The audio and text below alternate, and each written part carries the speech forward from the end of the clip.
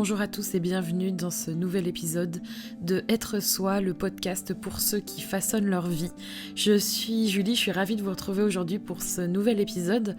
Aujourd'hui, je vais vous parler d'un sujet qui me concerne évidemment directement et qui a été pour moi très difficile à gérer cette dernière année et peut-être aussi notamment à d'autres périodes de ma vie.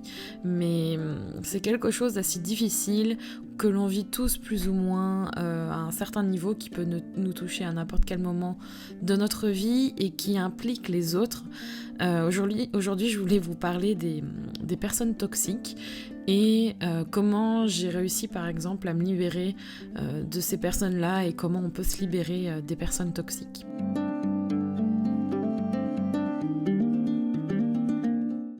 Une relation toxique, c'est évidemment tout l'inverse d'une relation saine et réciproque, quand quelqu'un profite de vous, que la relation n'est qu'à sens unique, et on a du mal, je trouve, enfin j'ai eu du mal en tout cas, à certains moments de ma vie, à me rendre compte que certaines personnes avec qui j'avais des relations, que ce soit dans ma famille, dans mes amis ou autres, au travail aussi par exemple, étaient des relations toxiques pour moi. Il y a énormément de relations toxiques différentes, je pourrais pas non plus tout évoquer aujourd'hui. Il y a aussi des cas où, pour moi, il est indispensable de demander de l'aide à quelqu'un d'autre et où vous ne pourrez pas vous débrouiller seul. Mais ce que je voudrais faire dans ce podcast aujourd'hui, c'est vous expliquer ce qu'est une relation toxique, comment la détecter et quelques solutions pour vous aider, parce que ce qui est très important à comprendre, c'est que c'est très nocif pour vous, ça peut prendre du temps à vous rendre compte qu'une relation est toxique, mais dans tous les cas, il faut vous aider, c'est très très important. Une relation toxique, c'est souvent donc difficile à détecter, mais il y a énormément de choses qui peuvent vous aider, comme par exemple les signes que vous pouvez ressentir ou que vous pouvez détecter quand par exemple vous êtes je sais pas, dans une relation avec un ami et que vous avez besoin de savoir si c'est juste une crise passagère et que la personne est mal et a vraiment besoin de vous sur une courte période par exemple. Là, c'est pas une relation toxique, c'est juste qu'elle a besoin d'écoute plus intensément et qu'elle est elle-même dans une mauvaise passe de la relation où justement ça dure, c'est vraiment persistant, où vous avez l'impression que ça ne finit jamais, que vous n'allez pas vous en sortir. Souvent, ça a une influence très négative sur vous. Vous allez ressentir un stress, vous allez voir qu'il y a des conflits inutiles qui ressortent régulièrement. C'est parfois puéril, c'est parfois très dur. Il y a d'énormes complications. Et ce que je pourrais vous donner comme clé, la seule clé à retenir, je pense, pour détecter une relation réellement toxique, c'est que c'est comme un vampire, ça vous prend toute votre énergie et c'est vraiment le signe que je peux vous donner pour vous rendre compte si vous êtes dans une relation toxique avec quelqu'un. Moi, par exemple, j'ai, heureusement ou malheureusement dans certains cas, une personnalité qui tend à donner énormément, c'est-à-dire que je vais faire passer les besoins de l'autre dans certains cas, voire trop de cas, avant mes propres besoins, et je vais m'oublier. Donc du coup, quand j'étais ou quand je suis dans une relation toxique, je vais tendance à avoir de la culpabilité et à me dire que ça vient de moi en fait. Et c'est pour ça que j'ai mis du temps dans certains cas à comprendre que j'étais dans une relation toxique, parce que j'avais tendance à porter le poids des erreurs ou des émotions négatives que je ressentais, alors que ça venait en fait de l'autre. Ce qui est important aussi, c'est que pour détecter ce vampire que vous avez en face de vous, ou cette personne qui est toxique pour vous, c'est quand vous avez des signes physiques.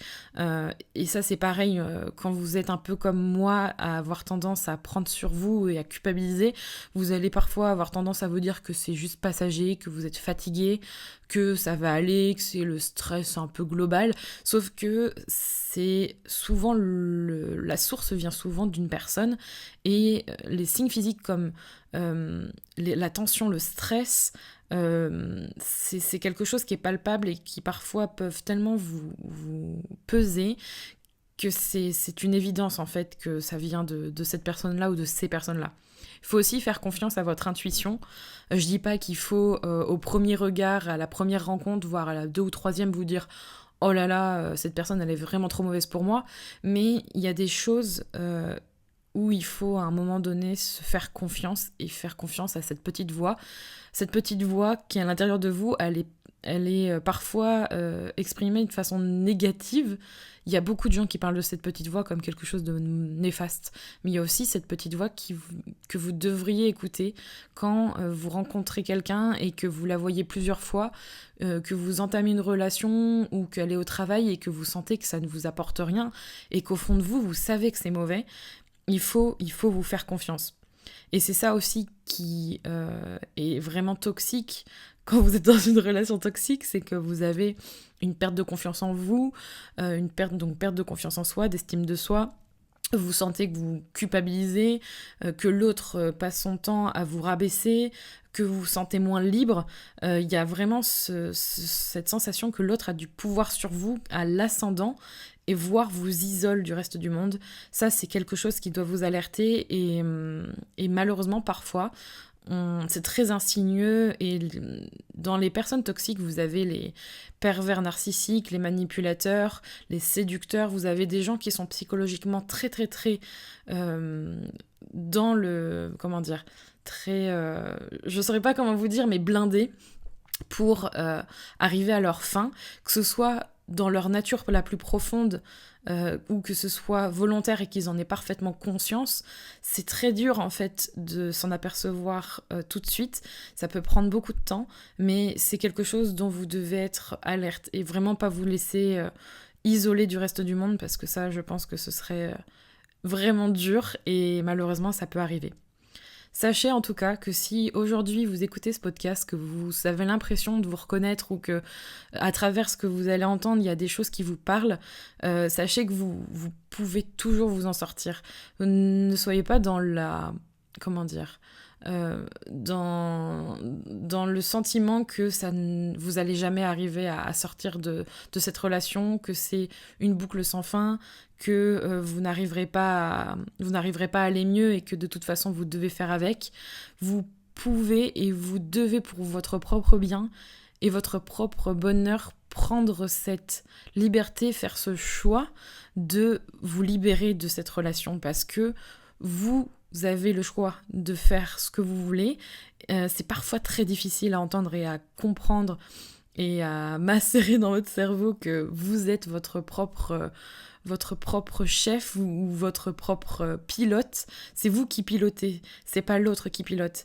Et peut-être que ça mettra du temps, peut-être que ce sera compliqué, mais sachez que vous pouvez y arriver.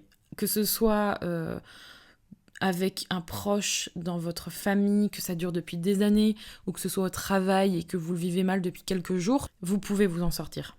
Si je vous parle de ça, c'est parce que, notamment, j'ai vécu dans le milieu du travail, par exemple, beaucoup de stress et fait un burn-out, notamment à cause de relations toxiques que je pouvais avoir. Ça peut aller du très haut niveau. Moi, par exemple, ça heurtait profondément mes valeurs. J'avais l'impression de ne plus me reconnaître, d'être totalement isolée du monde extérieur et de culpabiliser, d'avoir une perte de confiance en moi par rapport à ce que je faisais, parce que j'avais la sensation que j'étais dans une spirale infernale et que ça allait être très dur de remonter la pente. Et grâce à des personnes, grâce à de la discussion, grâce à des personnes positives, j'ai réussi à sortir de la tête de l'eau.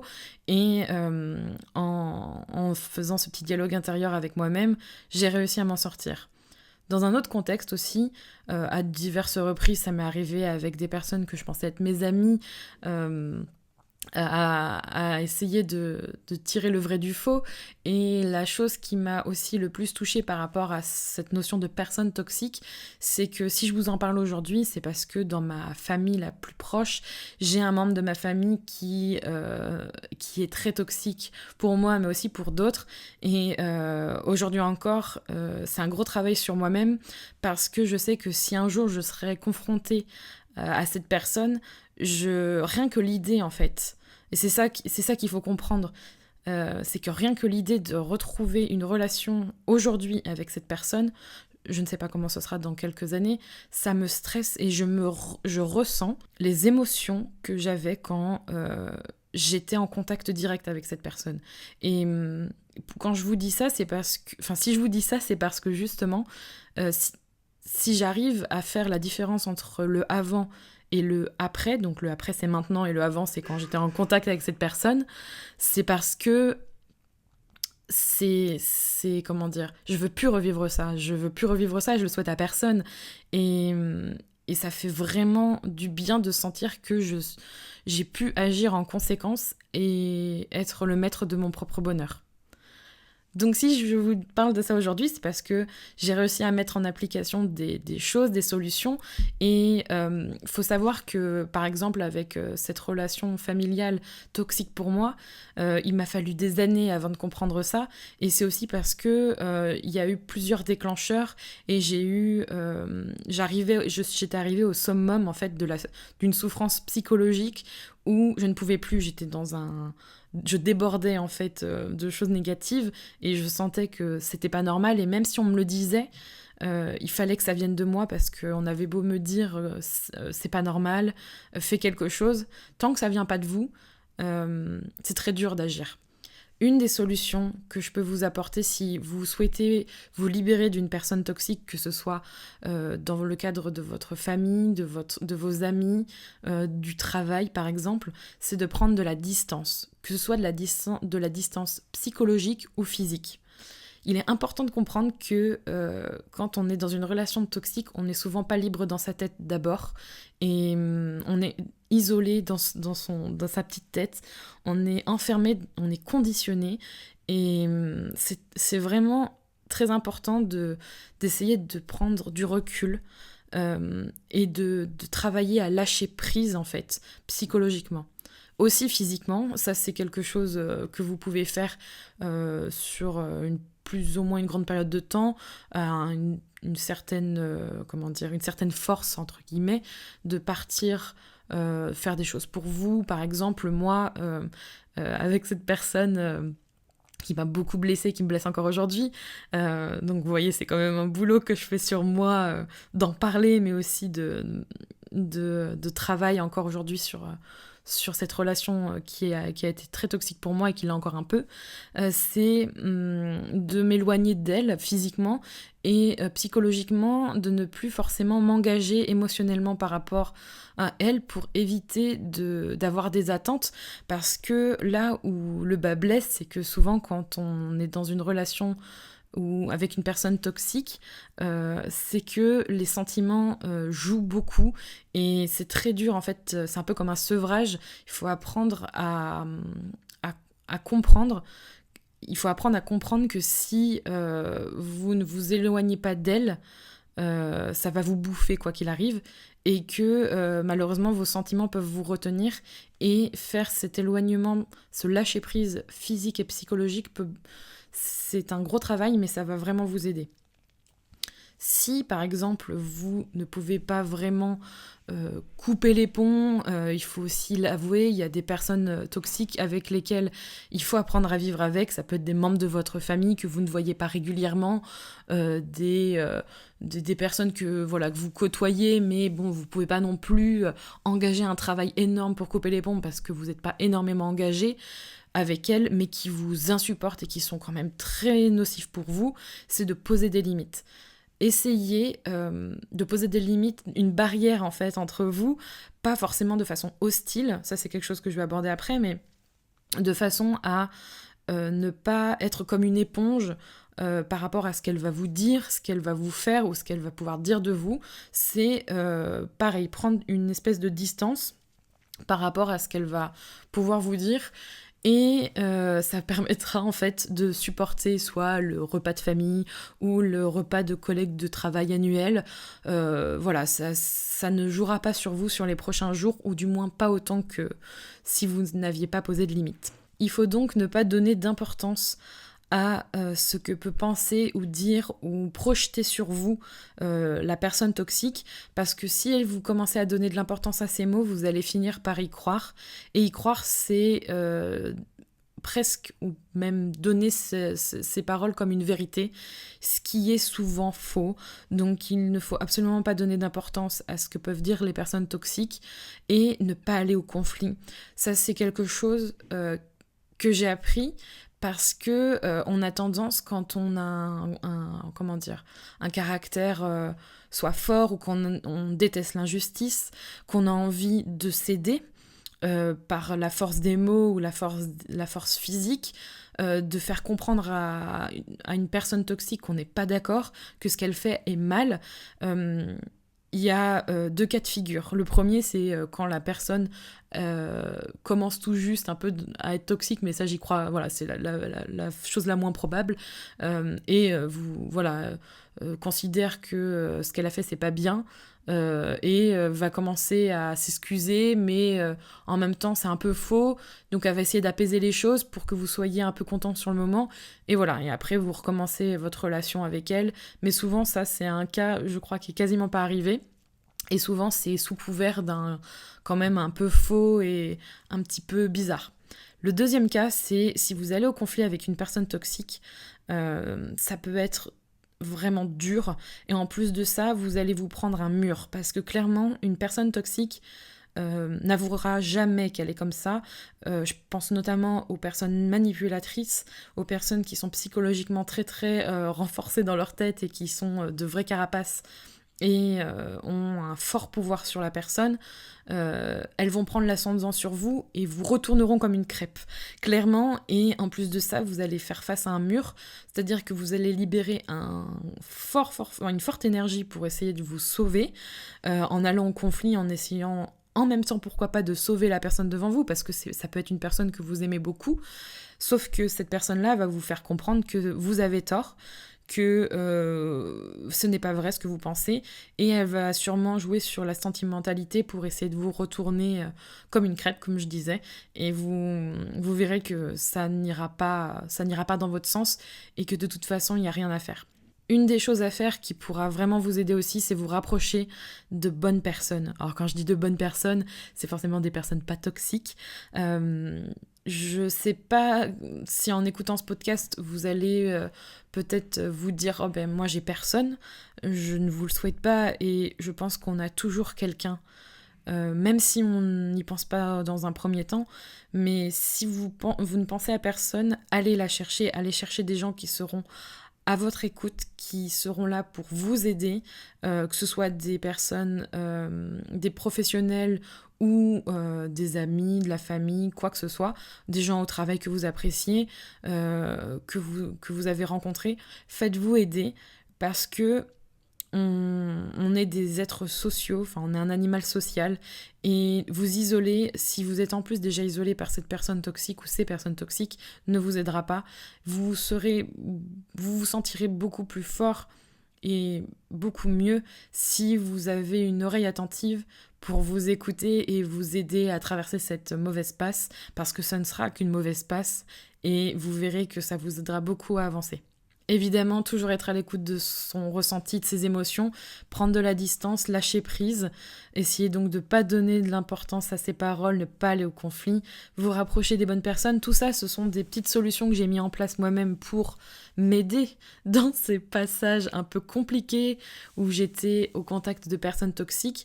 Je tiens à préciser qu'il ne faut pas hésiter à contacter une personne dédiée, que ce soit notamment professionnelle, que ce soit psychologue, psychiatre ou autre, si jamais vous êtes avec une personne toxique au point où ça va à l'encontre de vos libertés physiques et personnelles, de votre intégrité. Ça peut être des cas graves. Il ne faut pas hésiter à consulter, à demander de l'aide. C'est très important. Il y a toujours des gens pour vous aider.